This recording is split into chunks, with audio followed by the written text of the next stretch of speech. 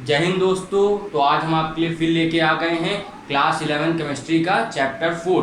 करेंगे हमेशा की तरह वन शॉट में, है ना। बिल्कुल कॉन्सेप्ट होंगे क्लियर, नीट के लिए, जे के लिए और सीबीएसई के लिए तो है ही है। तो केमिकल बॉन्डिंग चैप्टर को पूरा खत्म करेंगे वन शॉट में। आपको कोई प्रॉब्लम नहीं होगी, किसी भी कॉन्सेप्ट अगर बच जाए तो आप हमको बताना, हम सब कुछ पूरा कंप्लीट कराएंगे। तो सबसे पहले जो वर्ड हमारे सामने आ जाए केमिकल बॉन्डिंग चैप्टर में, जो नाम है इसका मतलब समझे। तो इसमें देखो केमिकल तो आप सब जानते हो, केमिकल्स जो वगैरह होते हैं, ठीक है, जैसे कार्बन वगैरह से बनते हैं, ऑक्सीजन से बनते हैं। पूरा जो नाम है बॉन्डिंग, केमिकल से जो बॉन्ड बनते हैं उनकी बात करनी है। तो इसमें सबसे पहले हम बात कर लेते हैं बॉन्डिंग्स की। ये क्या होती है आप जानते हो। बॉन्डिंग मतलब होता है किसी दो लोग के बीच में बंधन, या 4-5 लोगों के बीच में जो अट्रैक्शन होगा, बंधन होगा, उसी को बॉन्डिंग कहते हैं। मतलब दो लोग आपस में बंधे हुए हैं या जुड़े हुए हैं किसी चीज़ से, प्यार से जुड़े हुए हैं, दोस्ती से जुड़े हुए हैं, है ना, या फिर क्या कहते हैं गुस्से से जुड़े हुए हैं कि ये मेरा दुश्मन है ना। तो ऐसे भी होते हैं। या फिर आप गॉड से जुड़े हुए हो तो ये बॉन्ड है ना आपका गॉड से, या फिर डेविल से जुड़े हुए हो, मजाक था ये तो, ठीक है। केमिकल बॉन्डिंग में आपका क्या होता है, बॉन्ड्स होते हैं। अब यहाँ केमिकल बॉन्डिंग यानी कि केमिकल्स के बीच में बॉन्ड, केमिकल्स यानी कि एलिमेंट्स के बीच में बॉन्ड, एटम्स के बीच में बॉन्ड, मॉलिक्यूल्स के बीच में बॉन्ड, ये होता है। अब जैसे आप जानते हो CO2 को जानते हो, तो CO2 बॉन्ड कैसे होता है, C का डबल बॉन्ड यहाँ पर होता है और डबल बॉन्ड यहाँ पर होता है, ठीक, ये होता है। अब ये क्या होता है, एटम्स आपस में बॉन्डिंग बनाते हैं। तो बॉन्डिंग भी काफ़ी प्रकार की होती है। तो हम जो इम्पोर्टेंट यहाँ पर फोकस करेंगे वो करेंगे कोवेलेंट बॉन्ड के ऊपर। इसके ऊपर कोवेलेंट बॉन्ड के ऊपर करेंगे फोकस, ठीक है। अब कुछ आप इसे बॉन्ड लिख लोगे। एक होता है ionic bond, ionic bond second अपना यही है, इसको ऊपर आज फोकस करेंगे। अब यहाँ पर आप थर्ड लिख लो इसको, ये आपका होता है सिंपल सा आपका ये वैन डेर वाल्स फोर्स जो होती है, ये भी एक तरह का बॉन्ड होता है, वैन डेर वाल्स फोर्सेस ना, वैन डेर वाल्स जो आपकी बॉन्डिंग होती है। फोर्थ आपकी होती है कोऑर्डिनेट बॉन्ड, ये भी पढ़ेंगे, ठीक है। मेन लेकिन इस चैप्टर में जो फोकस है केमिकल बॉन्डिंग में, जो हमको हमारे सिलेबस में है, वो है हमारा कोवेलेंट बॉन्ड, इसको समझेंगे। लेकिन उससे पहले थोड़ा सा आयनिक बॉन्ड भी जान लेते हैं, ठीक है, स्वाद अनुसार जिसको कहते हैं थोड़ा सा।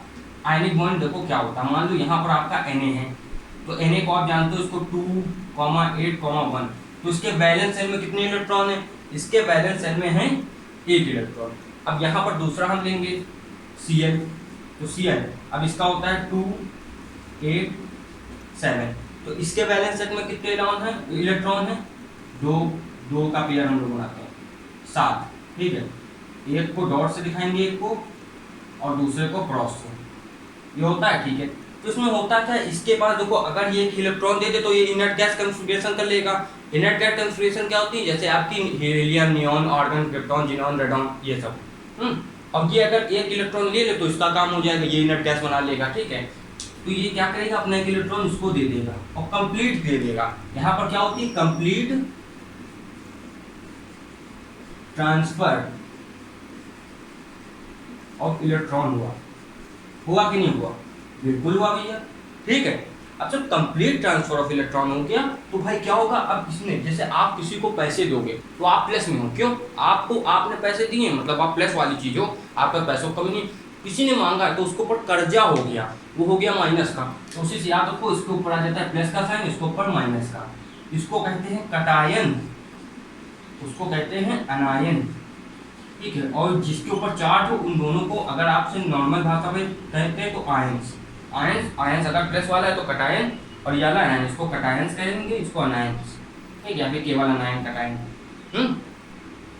अब देखो ये चीज अच्छे समझ में आई कि नहीं। अब ये जो बॉन्ड है आपका, यही आपका होता है आयनिक बॉन्ड, इसमें कंप्लीट ट्रांसफर ऑफ इलेक्ट्रॉन हो, बिल्कुल समझ में आया, ठीक है। अब देखो ये कुछ फैक्टर्स के ऊपर डिपेंड करता है।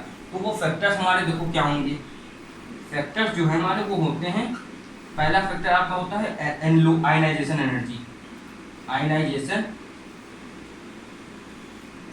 एनर्जी, ठीक है। तो आयनाइजेशन एनर्जी के ऊपर भी ये डिपेंड करता है, ठीक है। अब आयनाइजेशन एनर्जी के ऊपर कैसे डिपेंड करता है, अगर आपको ये आराम से बॉन्डिंग करानी है, आयनिक बॉन्ड बनाना है, तो आयनाइजेशन एनर्जी कैसी होनी चाहिए, लो होनी चाहिए। आयनाइजेशन एनर्जी लो होगी, खुद सोचना, अगर आयनाइजेशन एनर्जी लो होगी तो भाई साहब आपको कम एनर्जी लेनी पड़ रही है इसका इलेक्ट्रॉन निकालने के लिए। भाई एनर्जी आप इलेक्ट्रॉन देते हो, जब ये एनर्जी देते हो तभी इलेक्ट्रॉन निकलता है। इसका इलेक्ट्रॉन चाहिए तो अगर कम होगी एनर्जी तो इलेक्ट्रॉन जल्दी निकलेगा। दूसरा हाई, अब इलेक्ट्रॉन एफिनिटी कहे ना तो उसको हाई चाहिए होगी, इलेक्ट्रॉन एफिनिटी हाई हो, क्यों अभी बता रहे हैं। अब भाई देखो अगला बंदा जो लेने वाला है, जो हमारा एटम लेने वाला है, उसकी एफिनिटी, उसकी चाहत ज्यादा हो इलेक्ट्रॉन के लिए, तभी तो कम एनर्जी हमको खर्च करनी पड़ेगी, वो आराम से ले लेगा, ठीक है। और लास्ट आपका होता है लैटिस, लैटिस जो होगी हाई बनेगी, मान लो लैटिस एनर्जी हमको हाई मिले, ये होता है। क्यों हाई मिले आप सोचो, हमने कुछ बनाया है और उससे हमको प्रोडक्ट हाई मिले, हमेशा यही तो चाहोगे, तो लैटिस एनर्जी जो है वो हमें हाई मिले, नॉर्मल सी बात ये है, ये बहुत जरूरी चीज है, इतना सिंपल सा। तो लैटिस एनर्जी ये 3 चीजों के ऊपर ये रहता है, सिंपल सा, ठीक है। अब देखो एक चीज के बारे में हम जानते हैं जिसको कहते हैं फजान रूल, ठीक है, सिंपल सी बात है, फजान रूल। फजान रूल ने बताई चीजें जो बहुत इंपॉर्टेंट है ये केमिकल बॉन्डिंग में, है ना, जिनके लिए उनको क्या नोबेल प्राइज वगैरह भी मिल चुका है। तो भाई ये है फजान रूल, सिंपल सा कहता है फजान रूल कि नो बॉन्ड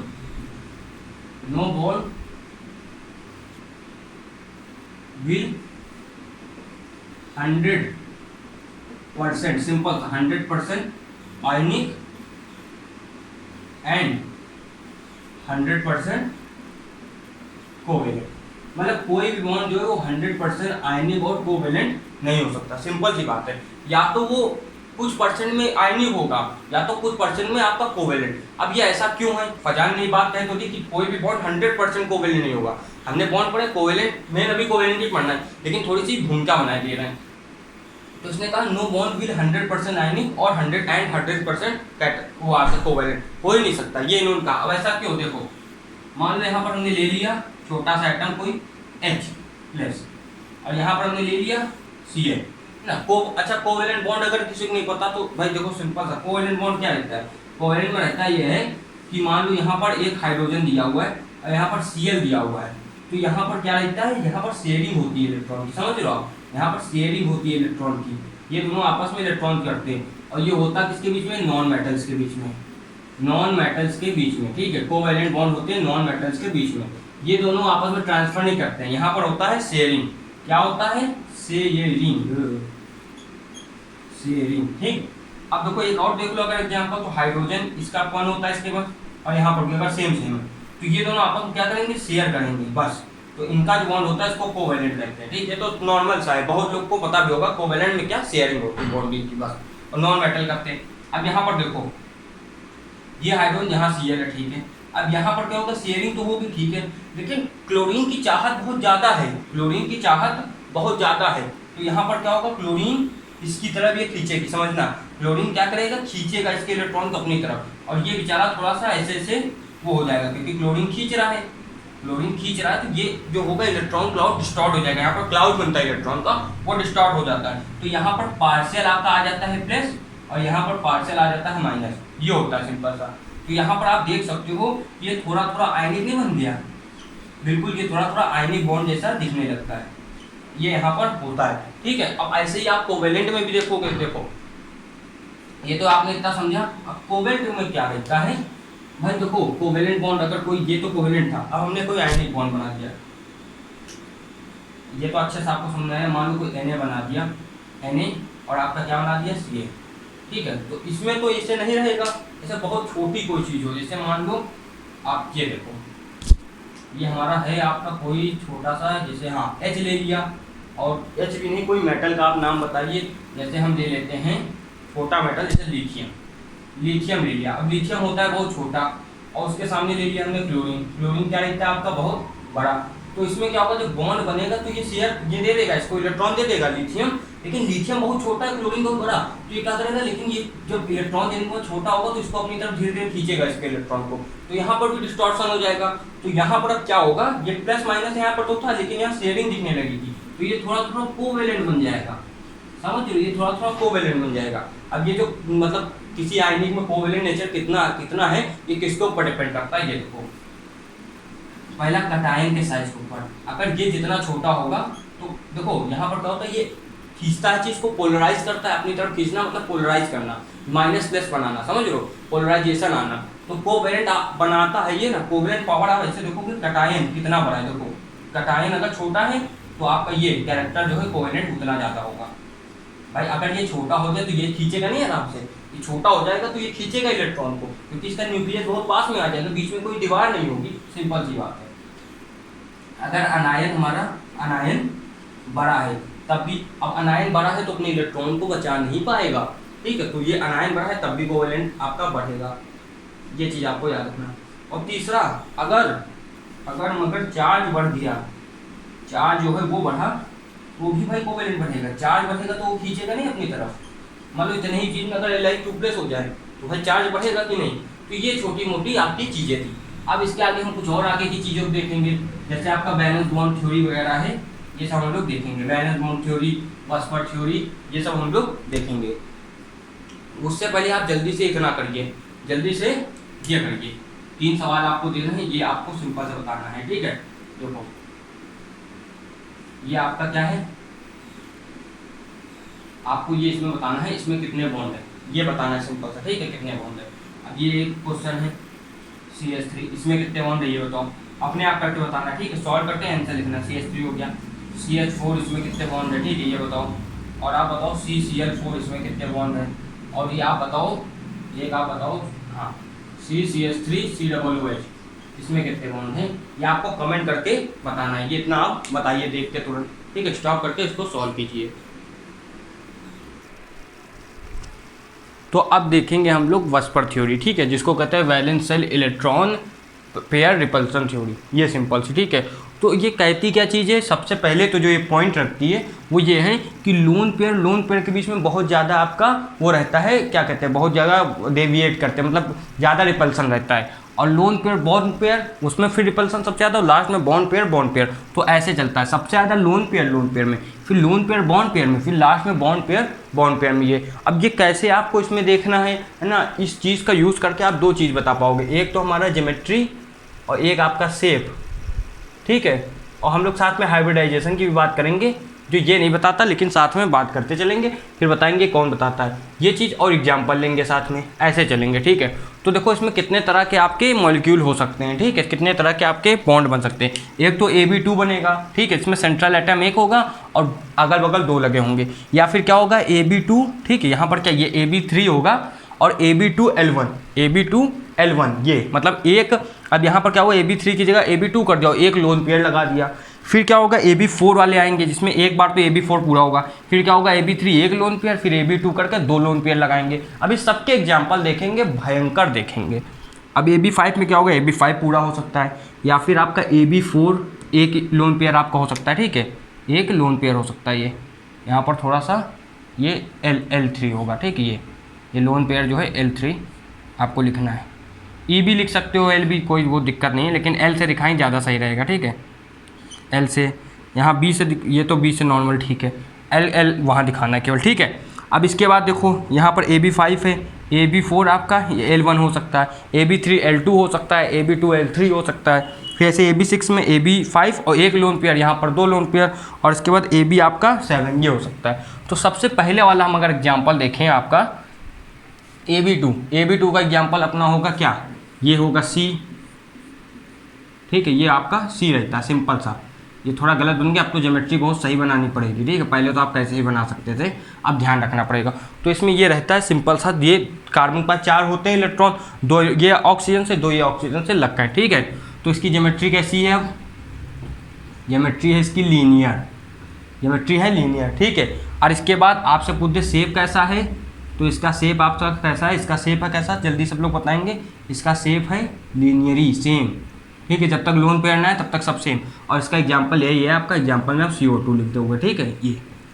अब दूसरे की बात करें, हमारे पास आ गया AB3 का एग्जाम्पल क्या हो सकता है, ठीक है। अगर आप देखोगे B आपका कौन सा रहेगा, F3, F यहाँ लगाया, F आपका यहाँ लगाया, सबसे दूर लगाना है जितना ज़्यादा एंगल बने, जैसे अब यहाँ इन तीनों के बीच में एंगल बनता है 120 डिग्री का, ऐसे BF3 को बनाओगे आप, ठीक है, सिंपल सा। तो अब देखो ये आपका ये पूरा बना, अब ये आपका कैसा शेप लग रहा है, ट्रायंगुलर शेप लग रहा है, ठीक है। और ज्योमेट्री भी ऐसी होगी ना, ज्योमेट्री भी आपकी कैसी होगी, ट्राइगोनली, ट्रायंगल शेप की ज्योमेट्री है। और यहाँ पर आपकी शेप जो है वो भी सेम ही होगा, शेप जो है वो भी आपका ट्राइगोनली होगा, ठीक है।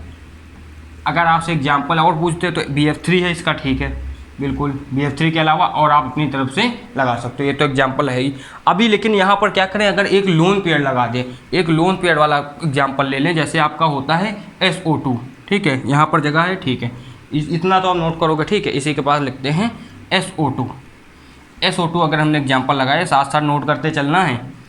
तो S यहाँ पर क्या होता है, बॉन्ड आ जाता है लोन पेयर, और यहाँ पर O लगता है ऐसे, और यहाँ पर O लगता है ऐसे। तो अब देखो यहाँ पर क्या हुआ, इसकी लोन पेयर की वजह से यहाँ क्या हो गया, आपका रिपल्सन हो गया। तो रिपल्सन हो गया, आप देखोगे शेप बेंड हो गई है। तो यहाँ पर ज्योमेट्री अभी भी सेम है, ज्योमेट्री आपकी ट्रायगोनली रहेगी, ठीक है, ज्योमेट्री जो है हमारी ये सेम ऐसी है। लेकिन अब की बार शेप जो है, शेप को बॉन्ड पेयर से कोई मतलब नहीं होता, तो शेप अब की बार हो जाएगा आपका बेंट। शेप कैसा हो गया इसके लिए, बेंट, ठीक है। ये हमारा S है और ये O, तो इसका जो शेप हो गया बेंट हो गया।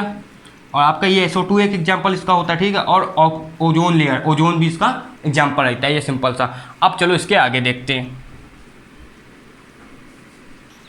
अब देखो इसके आगे जो आएगा फॉर्म वो AB4 वाला। तो AB4 में ये कि एक हमारा सेंट्रल एटम, उसको चारों तरफ 4 एटम लगे हुए हैं। तो ये हमारा C है यानी कि कार्बन, और इसके 4 एटम लगे हुए हैं हाइड्रोजन के। होता क्या है, ये CH4 होता है। इनके चारों के बीच में देखो, ये इसमें 3D में बनता है अच्छे से, इसमें बन नहीं पाया अच्छे से, लेकिन इसमें चारों के बीच में जो एंगल होगा वो 109.5 होगा, ये आपको याद रखना है, ठीक है। तो इसका ज्योमेट्री टेट्राहेड्रल होता है, शेप भी सेम टेट्राहेड्रल होता है, एग्जाम्पल CH4 और CCl4। अब यही हमारा क्या होगा, अगर हमने सेंट्रल एटम के साथ 3 हमने बॉन्डिंग लगाई एटम और एक लोन पेयर रखा, तो इसमें से इसका एग्जाम्पल NH3 होता है। तो यहाँ ज्योमेट्री टेट्राहेड्रल हो गई और शेप आपका ट्राइगोनल बाइपिरामिडल हो गया, ठीक है। अब इसके आगे जो आपका शेप आएगा, वो होता है AB5। AB4 के बाद क्या आता है, AB5, ये हम लोग देखेंगे, ठीक है, सिंपल सा AB5 देखेंगे। अब देखो AB5 में क्या रहता है, AB5 आपका एग्जाम्पल सबसे अच्छा है। AB5 का जो भी हो आप लोगों को बताना है, ठीक है। AB5 जैसे हमने लिख लिया, P लिख लिया यहाँ पर फॉस्फोरस, ठीक है। अब इसमें क्या आप लगा सकते हो, ये एक क्लोरीन यहाँ लगा, एक क्लोरीन यहाँ लगा, एक क्लोरीन यहाँ लगा, एक क्लोरीन यहाँ लगा, ठीक है। और एक आपके कहाँ लग जाएगा, ऊपर लग जाएगा। तो ये PCl5 का रहता है, ठीक है, PCl5 का रहता है। इसकी ज्योमेट्री क्या होगी, ज्योमेट्री आप लोगों को बताना। तो इसकी ज्योमेट्री क्या होगी, आप देखो स्क्वायर उसमें बन रहा है, ठीक है, पूरा। तो आपकी इसकी होगी ट्राइगोनल बाइपिरामिडल, ठीक, ट्राइगोनल बाइपिरामिडल होगी, और सेम शेप भी यही होगी। और इसका एग्जाम्पल जो है वो होगा आपका PCl5, ठीक है। अब चलो इसके आगे देखते हैं। अब देखो आगे के कुछ एग्जांपल देखो, जो हमारा AB4 वाला था है ना, AB4 में एक ये वाला केस और होता है। इसमें 2 हमारे एटम्स अटैच होते हैं और 2 लोन पेयर होते हैं। तो इसका सबसे अच्छा एग्जांपल अपना वाटर है, ठीक है। इसमें क्या होता है, ऑक्सीजन जो होता है, ऑक्सीजन के कितने इलेक्ट्रॉन होते हैं, वैलेंस शेल में 6 होते हैं। तो 2 से तो बॉन्डिंग कर लेता है, और 2 जो इलेक्ट्रॉन है ना, मतलब जो 4 इलेक्ट्रॉन है वो 2 के पेयर में 2 पेयर बना लेते हैं लोन पेयर के, ठीक है। तो ये किसी को भी डोनेट कर सकते हैं, है ना। हाइड्रोजन बॉन्डिंग में इसकी वजह से आसानी भी होती है। तो इसकी ज्योमेट्री तो टेट्राहेड्रल है, शेप है ना, सेम वैसा टेट्राहेड्रल होगा। और जो साइज शेप है, देखो ज्योमेट्री जो है वो लोन पेयर को भी कंसीडर करती है, लेकिन शेप कहता है कि मुझे केवल मतलब है बॉन्डिंग से। तो 2 बॉन्ड है और 2 बॉन्ड बेंट हैं, ये बेंट है ना। और बेंट किसकी वजह से हुए हैं, रिपल्सन की वजह से। ये जो लोन पेयर है, हम लोग ने शुरुआत में भी लिखा, लोन पेयर का रिपल्सन सबसे ज़्यादा होता है, बॉन्ड पेयर से बहुत ज़्यादा, ठीक है। लोन पेयर का रिपल्सन बहुत ज़्यादा होता है। तो भाई इसका बेंट इसलिए हो रहा है क्योंकि लोन पेयर का रिपल्सन बहुत ज़्यादा है। अब ये हमारा अलग टाइप आ गया, AB4L आ गया, ठीक है। तो इसका सिंपल सा आपका रहता है क्या, इसमें देखो ये बना हुआ है, अब ये वाले साइज में हमने देखा। तो देखो AB5 का ही ये आपका टाइप है। अब इसमें एक लोन पेयर आ गया, तो इसका एग्जांपल होता है आपका सबसे अच्छा सा आपका SF4, ठीक है। आपका ये सल्फर के साथ जो फ्लोरीन होता है। तो इसमें क्या होता है, ये एक तो लोन पेयर होता है सल्फर का, ठीक है। और ये 4 के साथ ये ऐसे बना लेता है, 6 होते हैं उसके वैलेंस इलेक्ट्रॉन में। और ये जो शेप होता है इसका फेमस नाम है सीसॉ शेप, जो झूला नहीं होता है वही, ठीक है। ये सीसॉ शेप का होता है जिसमें बैठ के ऊपर नीचे होते हैं। अब इसके बाद AB5 का ही टाइप है AB3L2। तो इसमें क्या रहता है आपका, 3 तरफ तो फ्लोरीन लगता है क्लोरीन का, और 2 लोन पेयर उसके रह जाते हैं। तो इसका शेप होता है T शेप। इसका वो ज्योमेट्री ट्राइगोनल बाइपिरामिडल, इसकी भी ट्राइगोनल बाइपिरामिडल, एग्जाम्पल आपके सामने लिखा। AB2L3 जो होता है, इसमें आपका क्या रहता है कि 3 लोन पेयर आ जाते हैं, ठीक है। इसका एग्जाम्पल क्या है, Hg। अब आप जानते हो जिनॉन जो है वो हमारी कैसी गैस है, हमारी एक आपकी गैस है नोबेल, और ये जो नोबेल गैस है इसमें क्या होता है 8 वैलेंस इलेक्ट्रॉन होते हैं। तो भाई 2 तो इसने कवर कर लिए, लेकिन 6 इलेक्ट्रॉन बच गए, तो वो 2 2 के 3 पेयर बनाते हैं। लेकिन इसको देखो ज्योमेट्री सेम वही है, ट्राइगोनल बाइपिरामिडल, लेकिन शेप को ज्योमेट्री से मतलब नहीं है, लोन पेयर से मतलब नहीं है। तो शेप देखेगा कि सीधी लाइन बन रही है बॉन्ड की, तो उसका शेप लीनियर हो गया, एग्जाम्पल FgF2। अब इसके आगे देखते हैं बचे हुए। अब देखो इसके आगे जो हमारे एग्जाम्पल्स हैं, जैसे ये AB6 वाला नया आया है, इसमें S है, इसके चारों तरफ 6 लगे हुए हैं। तो इसमें होता क्या है, ये जो होते हैं हमारे ये एक प्लेन में होते हैं, जो 4 होंगे ये हमारे एक्सियल एक प्लेन में होते हैं, ठीक है। और एक इसके ऊपर निकल रहा होता है, एक इसके नीचे निकल रहा होता है। इसकी शेप ऑक्टाहेड्रल कही जाती है और ज्योमेट्री भी ऑक्टाहेड्रल, एग्जाम्पल SF6, ठीक है। अब क्या होगा इसमें, अगर एक लोन पेयर आ जाए AB5L, तो इसमें शेप क्या होता है ऑक्टाहेड्रल, मतलब ज्योमेट्री ऑक्टाहेड्रल, और जो आपका शेप है स्क्वायर पिरामिडल। इसका एग्जाम्पल आपका क्या है Br5, ब्रोमीन फ्लोरीन के साथ, ठीक है। ये आपका स्क्वायर, और लेकिन इसका ये शेप क्या हो गया अब स्क्वायर पिरामिडल। अब इसमें हुआ क्या, देखो ऊपर ये लग गया, तो शेप आपका ऐसा हुआ, एक तो ये प्लेन में है लेकिन एक नीचे जा रहा है ऐसे, तो स्क्वायर है और साथ में पिरामिड शेप का। लास्ट आपका AB4L2 आपके अगर 2 आ जाए, एक ऊपर एक नीचे, और ये तो प्लेन में है, तो ये जो प्लेन है कि स्क्वायर टाइप का बन जाता है, तो इसको कहते हैं स्क्वायर प्लेनर। इसका एग्जाम्पल ये है। अब देखो एक जो लास्ट बचा है वो भी देख लेते हैं, आपका AB7, ठीक है। AB7 जो है वो ये रहता है, AB7 का एक फेमस है सबसे IF7, ये रहता है, ठीक है। तो इसमें क्या रहता है, एक पेंटागोनल टाइप का आपका शेप बनेगा, देखो ऐसे करके पेंटागोनल शेप बनेगा, ठीक है। ये थोड़ा सा ऐसे, और इसमें क्या होगा, चारों तरफ FF लगा देने हैं, और बीचों बीच से एक आपका ऊपर जाएगा और एक नीचे जाएगा F, ठीक है। एक नीचे एक ऊपर। अब देखो F जो है उसको अगर आप सीधा बनाओगे तो ज़्यादा समझ में आएगा। देखो ये टेढ़ा बन गया, एक F जो है पीछे ऊपर नीचे इनके निकल रहा है, ये F ऊपर जाएगा और नीचे आएगा, और बीच में बिल्कुल क्या है आपका I है। अब इसका नाम क्या होता है, इसके ज्योमेट्री और शेप का नाम होता है आपके पेंटागोनल, पेंटागोनल याद रखना, पेंटागोनल, और बाई पिरामिडल लगा देना बस आगे, बाई पिरामिडल। एग्जाम्पल तो यही है सिंपल सा। अब चलो इसके आगे हम लोग देखते हैं दूसरी थ्योरी। अब देखो हमको देखना है क्या, वैलेंस बॉन्ड थ्योरी ना, ये बस पर के आगे की थ्योरी है। आज के लेक्चर में कम से कम 3 थ्योरी तो पढ़नी है। तो वैलेंस बॉन्ड थ्योरी क्या कहती है, वो कहती है जो हमारे ऑर्बिटल्स हैं वो आपस में ओवरलैप करते हैं, ठीक है। देखो कैसे, मान लीजिए S को S से बॉन्ड बनाना है, तो ये ऐसे ओवरलैप करेंगे, S वाले ऑर्बिटल ओवरलैप कर सकते हैं, S P वाले कर सकते हैं, ठीक है, S और P वाले, और आपके PP वाले कर सकते हैं, P और P वाले कर सकते हैं। ये चीज़ हमको बताई गई है, ठीक है। S वाले 2 तरह के आप देखो, एक तो ओवरलैपिंग होगी हेड ऑन, और दूसरी आपकी क्या होगी, हेड ऑन के बाद आपकी दूसरी जो होती है वो साइड से होती है ना।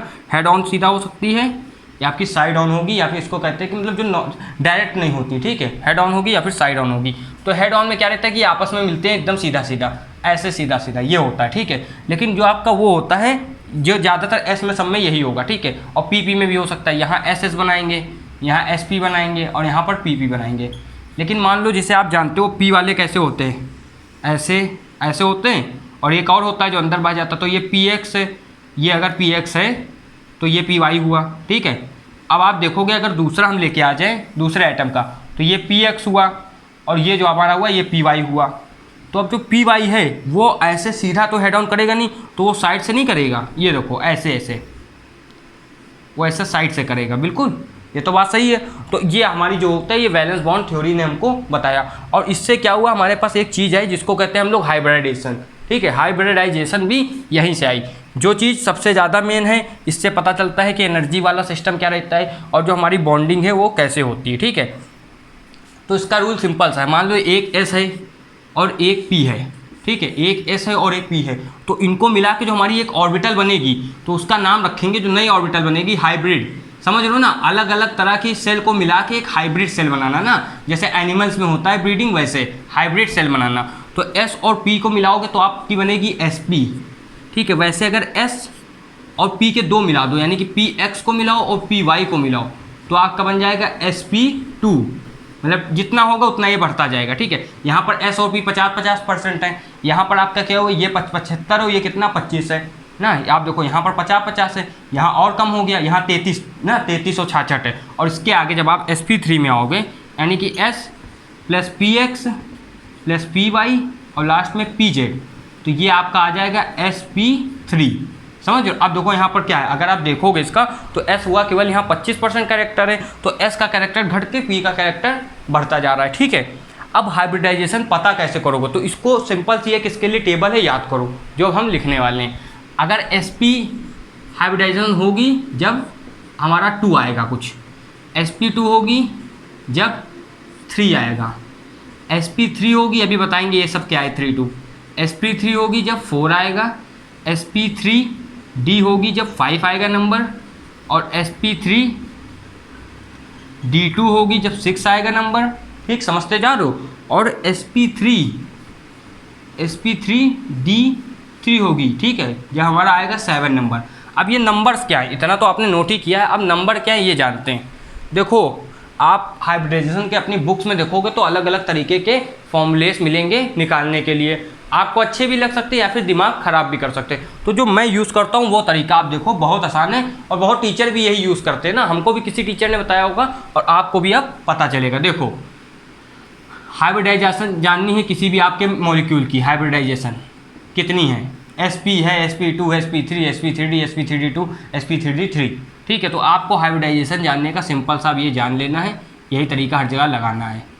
सिंपल सा कुछ ना, देखो number of central atoms attacked हो, नंबर ऑफ एटम्स अटैच्ड, कितने एटम अटैच्ड हैं ना, पहली चीज़ तो ये देखनी है। और प्लस आपको देखना लोन पेयर कितने हैं, एटम अटैच्ड देखना, ठीक है, बॉन्ड नहीं, कितने एटम अटैच्ड हैं प्लस कितने लोन पेयर हैं, ये चीज़ आपको केवल देखनी है। अब इतना नोट करिए, इसके आगे देखते हैं। अब हमने हाइब्रिडाइजेशन जाना, अब इसके कुछ क्वेश्चन तो करें तभी तो पता चले कि इसमें दम है कि नहीं। तो हमारे पास सबसे पहले CO2 आ गया, इसके हाइब्रिडाइजेशन कौन बताएगा, तुरंत इसका सेप बनाओ, ये बना भैया सेप। अब सेप जैसे बना तुरंत देखो कितने आइटम अटैच्ड हैं, 2, लोन पेयर है एक भी नहीं है, तो हाइब्रिडाइजेशन 2 के हिसाब से हो गई sp। याद करा कि नहीं, वो साइड में फिर लिख दिया जाए, sp = 2, sp2 = 3, sp3 = 4, sp3d = 5, sp3d2 = 6 और sp3d3 = 7। ये याद रखना साइड में, ठीक है। अब ऐसे हमारे पास आ गया CH4, कितने एटम अटैच्ड हैं, 4, तो कितनी हो गई 4 अकॉर्डिंग टू 4 के कितनी sp3। वैसे अगर आ गया हमारे पास कितना SF6, कितने एटम अटैच्ड हैं, तुरंत देखो 6, कोई लोन पेयर बच रहा है, हाँ देखो सल्फर के पास होते हैं 6, दिमाग लगाओगे ना 16, यानी कि सल्फर के पास कितने होते हैं 2 8 2 8 10, हाँ ठीक है 6 बचे कि नहीं, 6 बचे। तो आपका कितना हो गया इसका 6 के लिए कितना होता है sp3d2, निकल गया तुरंत, बस 2 2 2 2 2 2, ठीक, यहाँ 2 होगा। ऐसे आपके पास आ जाए XgOF2, इसका क्या होगा बताओ, सिंपल सा अच्छे से देखना,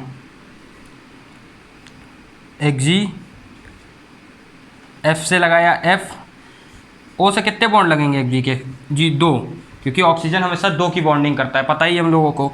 अब इसके पास कितने बचे, 2 यहाँ चले गए, 2 लोन पेयर यहाँ, 2 लोन पेयर यहाँ, तो देखो कितने एटम से बॉन्ड है 3 से, और कितने हमारे पास लोन पेयर है 2, 5 किसके लिए होता है sp3d के लिए, तो sp3d ये हो गया। अच्छे समझ में आ रहा है कि नहीं। एक एग्जांपल और ले लेते हैं, अच्छा CCl4, एक कार्बन कितने से जुड़ा है 4 से, 4 के लिए कितना है sp3 हो गया। अब देखो इसमें कोई लोन पेयर तो है नहीं, लोन पेयर कैसे जानना है आपको, वैलेंस इलेक्ट्रॉन देखना है, कार्बन का होता है वैलेंस इलेक्ट्रॉन 4 और 4 इसमें जॉइंट हो गए, सल्फर का वैलेंस इलेक्ट्रॉन होता है 6 286 ना, तो 6 होता है, तो यहाँ 6 जॉइंट हो गए। Xg का होता है, जिनॉन का होता है 8, तो आपका कितने जॉइन हो गए, एक ऑक्सीजन डबल बॉन्ड के साथ 2 ले गया, एक फ्लोरीन 2 करके 4 ले गए, बचे 4, 2 का लोन पेयर बनता है, पेयर माने 2 चीज़ें, तो 2 के हमारे 2 बन गए। और आपके कितने, हमको देखना है कितने बॉन्ड हैं एटम से, फॉर्मूला क्या था, एटम प्लस लोन पेयर, तो कितने एटम 1 2 3 और 2 लोन पेयर 5, तो 5 के लिए कितना है sp3, इतना हो गया। अब इसके आगे देखेंगे, लेकिन एक चीज़ और देख लो जो सबसे ज़्यादा पूछते हैं, जैसे ये है हमारा कार्बन, तो कार्बन के लिए अगर कार्बन एक बॉन्ड करे तो होता है sp, ठीक है, क्या होता है sp। अगर कार्बन करे है, देखो अच्छे समझना, अगर कार्बन एक बॉन्ड करे तो होता है sp3 आपका, अगर 2 बॉन्ड करे है तो होता है sp2, ठीक है, और अगर 3 बॉन्ड कर ले कार्बन तो हो जाता है sp, समझो ये ऐसे ऐसे घटता जाता है। कार्बन के बॉन्ड के ऊपर देखना है, और कहीं कार्बन अगर 2 बॉन्ड कर ले ऐसे, देखो कार्बन ने 2 बॉन्ड कर लिए, मतलब कार्बन से मतलब 2 कार्बन नहीं 1 कार्बन है, उसको कैसे जाने कार्बन की, तो sp याद रखना। अगर कार्बन के दोनों तरफ डबल बॉन्ड हो तो sp, हमेशा इतना आपको याद रखना है। अब चलो इसके आगे देखते हैं। अब देखो थ्योरी आ गई मॉलिक्यूलर ऑर्बिटल थ्योरी। तो अब आपके दिमाग में ये बात आएगी कि हमने 2 थ्योरी पढ़ी, एक पढ़ी वेस्पर है ना, valence shell electron pair repulsion theory, और दूसरी पढ़ी वीबीटी यानी कि वैलेंस बॉन्ड थ्योरी। इन दोनों को हटा के हमारे पास ये नई थ्योरी क्यों आई, ठीक है, तो इसका रीजन है ये दोनों काम कर रही थी, लेकिन कहीं कहीं चीज़ें में ये काम नहीं कर रही थी। जैसे आप सबको पता है, इन्होंने बताया कि जो हमारा मैग्नेटिक कैरेक्टर होगा वो अगर इवन है तो मैग्नेटिक कैरेक्टर क्या, अगर मान लो इलेक्ट्रॉन जो है हमारे बढ़े जा रहे हैं, अगर वो इवन है तो मैग्नेटिक कैरेक्टर नहीं होगा। तो उस हिसाब से जो हमारा ऑक्सीजन है O2, मॉलिक्यूल्स की बात कर रहे हैं क्योंकि मॉलिक्यूलर ऑर्बिटल थ्योरी है, तो जो हमारा O2 है उसमें क्या हुआ, उसमें डायमैग्नेटिक नहीं देखा गया, पैरामैग्नेटिक देखा गया, जबकि O2 तो इवन में आता है। तो इसके लिए हमको मॉलिक्यूलर ऑर्बिटल थ्योरी की जरूरत पड़ी। तो इसने कहा कि जो एटमिक ऑर्बिटल हैं, एटमिक ऑर्बिटल हैं उनका यहाँ से काम खत्म करो, सीधी बात, एटमिक ऑर्बिटल का काम खत्म करो, वो मॉलिक्यूलर ऑर्बिटल लेके आओ। ये किसने कहा है, ये कहा है मॉलिक्यूलर ऑर्बिटल थ्योरी ने, मॉलिक्यूलर ऑर्बिटल थ्योरी ने, MOT ने, जिसको इसको शॉर्ट में कहते हैं MOT, ठीक है। तो एटमिक ऑर्बिटल थ्योरी जो है हमारी सिंपल सी, उसमें होता क्या है, हम ऑर्बिटल्स को लेते हैं एटम की, जैसे 1s की लिया और यहाँ 1s की ऑर्बिटल को लिया, ठीक है। अब क्या होगा, इनको मिक्स करके हम एक ऑर्बिटल बनाते हैं, ठीक है। अगर 2 को मिक्स किया तो 2 ऑर्बिटल बनती है। अब ये देखो शेप कैसा बनता है, आपको ऐसे बताना है, एक ऑर्बिटल का शेप बनेगा नीचे, ठीक है, एक ऑर्बिटल का शेप बन जाएगा ऊपर, ये होता है। अब इसको कहते हैं बॉन्डिंग मॉलिक्यूलर ऑर्बिटल, ठीक है, BMO, और इसको कहेंगे एंटी बॉन्डिंग, ऊपर वाले को कहते हैं एंटी बॉन्डिंग मॉलिक्यूलर ऑर्बिटल, ठीक है। ये अब देखो इसमें अच्छे से समझना, 1s के हमने लिया है तो यहाँ 2 बनेंगे, 2 लिया है ना, 1s को लिया तो यहाँ बनेगा सिग्मा 1s और यहाँ बनेगा सिग्मा स्टार 1s, ये होता है सिंपल सा। इसमें मतलब आपका मॉलिक्यूलर, अब ये जो ऑर्बिटल बन गई हैं इसमें क्या होगा, सेम वाले बनेंगे, ठीक है, सेम वाले। देखो 1s को लिया तो सिग्मा 1s और सिग्मा स्टार 1s बना। अब इसमें होता क्या, ये नीचे रहता है तो इसकी एनर्जी लो होती है, इसकी लो एनर्जी, लोअर एनर्जी होती है, लेकिन हाई स्टेबिलिटी होती है, याद रखना, ठीक है। और सेम ऊपर उल्टा हो जाएगा, एनर्जी ऊपर है तो हाई होगा लेकिन स्टेबिलिटी लो होगी, सिंपल सी। अब देखो इसमें कुछ चीज़ें, इसके पॉइंट याद रखो। पहले तो सेम एनर्जी हो, सेम एनर्जी मतलब भाई 1s वाला 1s से ही मिले, 1s वाला 2s से ना मिले, क्योंकि 2s की एनर्जी 1s से अलग होती है। दूसरी प्रॉपर सिमेट्री हो, प्रॉपर सिमेट्री का मतलब ये है कि भाई ऐसे मिलना है तो ऐसे ही मिलना है, इसमें जो है पाई ऐसे ऐसे आप नहीं कर पाओगे बॉन्डिंग, सिंपल सा, ठीक है, प्रॉपर सिमेट्री हो, ये चीज़ें। कंपेयर एनर्जी हमने बता दिया, ये कंपेयर एनर्जी। अब इसके इनके एग्जांपल्स देखते हैं, इसकी कुछ पोस्टुलेट्स अच्छे से समझते हैं, जब तक इतना नोट करो। अब देखो ये मॉलिक्यूलर ऑर्बिटल थ्योरी है, इसका इलेक्ट्रॉनिक कॉन्फ़िगरेशन, ठीक है, वो हम देखने वाले हैं कैसे होता है। तो आपको बहुत अच्छे से समझना है, ये बहुत ध्यान से, बिल्कुल, ठीक है। तो देखो इसका इलेक्ट्रॉनिक कॉन्फ़िगरेशन ऐसे ऊपर एनर्जी की तरफ जाता है, ठीक है। तो 1s वाला हमने देखा, 1s से क्या होता है, sigma 1s sigma star 1s बनता है, ठीक है। वैसे 2s से आपका क्या बनेगा, 2s हमने ऐसे यहाँ किया ना जगह की वजह से, तो 2s का आपका क्या हुआ, sigma 2s sigma star 2s, 2 orbital से 2 ऑर्बिटल बनी। अब यहाँ देखो क्या होता है, ये हमारा कौन सा है, ये हमारा है px py pz, और यहाँ पर भी px py pz। तो इससे देखो क्या होगा, कुछ नहीं, सबसे पहले आपका पाई वाले बनेंगे, ये आपस में एनर्जी में इक्वल होते हैं तो इनको साथ में बनाया है, ठीक है, ये आपस में एनर्जी में इक्वल होते हैं। तो सिग्मा पाई 2pz, ठीक है, पाई 2p, देखो x के बाद क्या बनेगा, जैसे मान लो हमने एक को मान लिया सिग्मा वाला, तो दूसरे पाई वाले बनेंगे, तो पाई 2pz और पाई 2px और पाई 2py बनेगा, जस्ट उसके ऊपर एनर्जी आएगी पाई 2pz।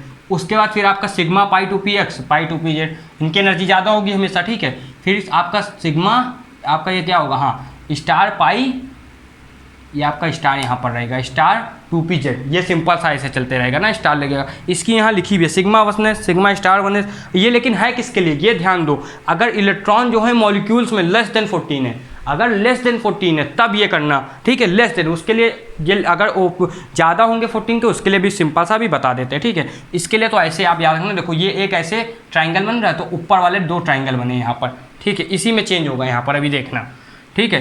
तो यहाँ पर आपका ये 1 है, सिग्मा 1 है, सिग्मा स्टार 1 है, सिग्मा 2 है, सिग्मा स्टार 2 है, यहाँ पर फिर आपका सिग्मा ये यहाँ पर आ गया पाई 2px equal to pi 2py, फिर 2pz, फिर सिग्मा स्टार पाई आपका star 2px equal to pi star 2py equal to आपको सिग्मा आपका 2px स्टार लगा है साथ में, ठीक, ये इतना होगा। अगर यही ग्रेटर देन 14 हो, ग्रेटर देन, ठीक है, अगर यहाँ पर ये आपको पहले इतना नोट करना है, ठीक है। अब यहाँ लिख दिया आपने, आप अपने नोट्स में लिखोगे, अगर ये इलेक्ट्रॉन लेस देन नहीं, आपके मोर देन हो जाए, मोर देन 14, ठीक। अगर 14 से ज़्यादा तो कुछ नहीं करना, देखना ध्यान से देखना, कुछ नहीं करना, बस ये जो 2pz है इसको पीछे की जगह आगे कर दो। तो भाई क्या हुआ, ये जो चीज़ है, ये यहाँ पर ये चीज़ है, इसको नीचे रखना है, इसको जो है नीचे रख देना है और इस चीज़ को ऊपर कर देना, बस केवल इतना करना है। ये जो है इसको ऊपर रख देना और ये अब की बार ऐसा बन जाएगा। एक ट्राइंगल तो ऊपर की तरफ है ये, लेकिन ये अब की बार ऐसा ट्राइंगल बन जाएगा, सिंपल सा, ये ग्रेटर देन के। अब इससे जुड़े कुछ टर्म की बात कर लेते हैं, जब तक आप इतना नोट करिए। हम देख लेते हैं जो इससे जुड़े टर्म है, जैसे बॉन्ड ऑर्डर, ठीक है, आपका कौन सा बॉन्ड ऑर्डर, बॉन्ड लेंथ, ठीक है, और जो हमारा एक है जिसको सबसे ज़्यादा कहते हैं नेचर, पैरामैग्नेटिक नेचर और डायामैग्नेटिक नेचर, दोनों नेचर पढ़ना, पैरामैग्नेटिक भी और डायमैग्नेटिक भी। अब अच्छे से समझना, बॉन्ड ऑर्डर क्या होता है कि हमारे कितने इसमें बॉन्डिंग है ये देखा जाता है, ठीक, कितने बॉन्ड है। तो सिंपल सा जो हमारा होता है ये सबको ही बताओ, ये क्या होता है, N2 होता है। N2 का याद करना, N2 14 होता है कि नहीं, नाइट्रोजन 14 होता है कि नहीं, 2 नाइट्रोजन मिला दो एटॉमिक नंबर। तो नाइट्रोजन का याद करो होता है 3, नाइट्रोजन का याद करो होता है 3। अब नाइट्रोजन का जब 3 होता है, आपका N2 का 3 होता है बॉन्ड ऑर्डर, बस इतना याद हो गया, अब कुछ नहीं करना है। और 14 पे है तो अब इससे एक कम होते जाओगे तो कम करते जाओ, 13 पे 2.5, 12 पे 2, 11 पे 1.5 और 10 पे 1, रुक गए यहाँ पर, ठीक है। अब नीचे आओ, यहाँ नीचे 13 हो रहे हो, समझ, मतलब बढ़ रहे हो, 15 हो रहे हो, फिर से घटाओ 2.5। अब हम यहाँ 14 हो गए तो कर दिया आपने कितना, 15 के बाद बढ़ेंगे 16 तो हो गया 2.0, ठीक है, फिर केवल 2 भी लिख देना। 17 हुआ तो 1.5 और 18 हुआ फिर से तो 1, बस। इसका अगर नाइट्रोजन का याद कर रखा है, नाइट्रोजन का होता है 14 और 14 के लिए बॉन्ड ऑर्डर होता है 3, तो 14 के ऊपर जाओगे तब आधा 1.5 हटाना, मतलब वो 0.5 हटाना, और नीचे आओगे तब भी 0.5 घटाना है। जैसे 15 में 2.5, फिर 16 में 2, फिर 1.5, लास्ट में 18 में 1, जितना नीचे आओगे एक 0.5 घटाना, ये होता है बॉन्ड ऑर्डर। लेकिन मान लो कहीं कुछ ऐसा आ जाए ना याद रहे ये सब, तो एक फॉर्मूला होता है, bonding electron minus anti bonding electron upon 2। अब बॉन्डिंग इलेक्ट्रॉन वो होंगे जिनके पास स्टार नहीं लगा हुआ है, जिनके साथ पाई में इलेक्ट्रॉन नहीं लगा हुआ है, स्टार नहीं लगा हुआ है, और सिग्मा में भी स्टार नहीं लगा हुआ है, वो होंगे। और जिसमें स्टार लगा हुआ है वो बॉन्ड, मतलब जिसमें स्टार नहीं लगा हुआ है वो आपके कैसे होंगे, बॉन्डिंग जिसमें स्टार नहीं, और एंटी बॉन्डिंग जिसमें स्टार है, अपॉन से निकाल देना। अब बॉन्ड लेंथ क्या होता है, बॉन्ड लेंथ होता है 2 एटम के बीच की लेंथ। अगर ये इतना है तो बॉन्ड लेंथ होगी ठीक ठाक, लेकिन यही डबल हो गया अगर तो बॉन्ड लेंथ ज़्यादा हो जाएगी, और डबल हो गया तो बॉन्ड लेंथ क्या होगी, और कम होगी। कम कैसे होगी, कम, ज़्यादा नहीं, कम, ठीक है, अच्छे सुनना। बॉन्ड ऑर्डर जो होता है वो जितना ज़्यादा होता है वो आपस में एटम को पास खींचता है, और जब पास खींचेगा तो बॉन्ड लेंथ कम नहीं हो जाएगी, तो 1 अपॉन बॉन्ड लेंथ ही होता है। अब चलो कह दो भैया टीचर ये सब की तो ट्रिक बता दी, ये बहुत दिक्कत करता है। पैरामैग्नेटिक कौन है, डायमैग्नेटिक, कुछ नहीं, तुमको डायग्राम भी नहीं बनाना, देखो क्या करना है बस। अगर ऑड है तो अपना पैरामैग्नेटिक, और इवन है तो अपना डायमैग्नेटिक। अब आधे ज़्यादा कहेंगे अरे तो बिल्कुल गलत पढ़ा दिया ना, मन में आया होगा, लेकिन बस 1-2 एक्सेप्शन है, उन्हीं के वजह से तुम्हें लग रहा होगा। याद रखो सारे इवेंट डायमैग्नेटिक, सारे ऑड आपके जो हैं वो कैसे हैं, पैरामैग्नेटिक। बस 2 को छोड़ दो, एक 16 एक 10, बस 16-10 हमारे एक्सेप्शन है। 16 में कौन आता है, ऑक्सीजन, और 10 में कौन आता है आपका हाइड्रोजन, हीलियम, लिथियम, बर्लियम, बोरोन। तो आपके कितने, 2 को हटा दो केवल, केवल 16 को 10 को हटा दो, बाकी जितने भी इवन है सारे डायमैग्नेटिक। सारे आपके डायमैग्नेटिक का मतलब ना पता होगा तो डायमैग्नेटिक वो होता है जो मैग्नेटिक फील्ड में हरकत करता है, यानी कि डिफ्लेक्शन दिखाता है। ठीक है, मैग्नेटिक फील्ड है तो ऐसे मान लो आपका कौन ऑक्सीजन है O2 है तो इसमें ये डिफ्लेक्शन दिखाएगा। और अगर आपका मतलब वो पैरामैग्नेटिक जो है पैरामैग्नेटिक हरकत दिखाएगा, जो डायमैग्नेटिक वो कभी हरकत नहीं दिखाता। डायमैग्नेटिक ऐसा दिखाएगा कि उसको मैग्नेट से फर्क ही नहीं पड़ता, ऐसा होगा सिंपल सा। ठीक है, अब लगभग देखो आपके सारे टॉपिक खत्म हो चुके हैं। अगर आप इसके बाद क्या करोगे, इसमें एनसीईआरटी के सवाल लगाओगे। ठीक है, एनसीईआरटी के सवाल जैसे आपके कुछ हैं 5th नंबर 7th, ठीक है 5th 7th 9th ना, जो मैंने देखा है। ठीक है, वो मतलब अच्छे क्वेश्चन और एक दो बार मतलब एक दो बार क्या तीन बार आ चुके हैं। जैसे 5th वाला जो है वो 3 बार उसमें आ चुका है, किसमें आपके सीबीएसई में आ चुका है। भाई देखो एनसीईआरटी से डायरेक्ट तो नहीं जेईई मेंस में सवाल पूछे जाते हैं, लेकिन हाँ इसे एक 9 नंबर वाला है उससे क्या करेंगे आपके डायरेक्ट सवाल पूछे जाते हैं। आप क्या करोगे, पूरी एनसीईआरटी सॉल्यूशन करना, पूरी एनसीईआरटी सॉल्यूशन आपको करना है और फिर आप बताना अगर आपको डायरेक्ट सॉल्यूशन चाहिए होगा तो हम लेके आएंगे। ठीक है, जैसा रिस्पांस होगा उसी हिसाब से आएगा। अगर क्या पता इतना अच्छा आपको अच्छे समझ में आया हो तो कोई डाउट ही ना बचे, लेकिन अगर कुछ डाउट बचे तो हमको आप कमेंट में बताना। जैसे लेक्चर समझ में आया होगा उसी हिसाब से आपके डाउट रहेंगे। ठीक है, जब तक के लिए आप पढ़ाई करते रहिए। ऑल द वेरी बेस्ट, और हमारे चैनल को लाइक शेयर सब्सक्राइब जरूर करना। जय हिंद।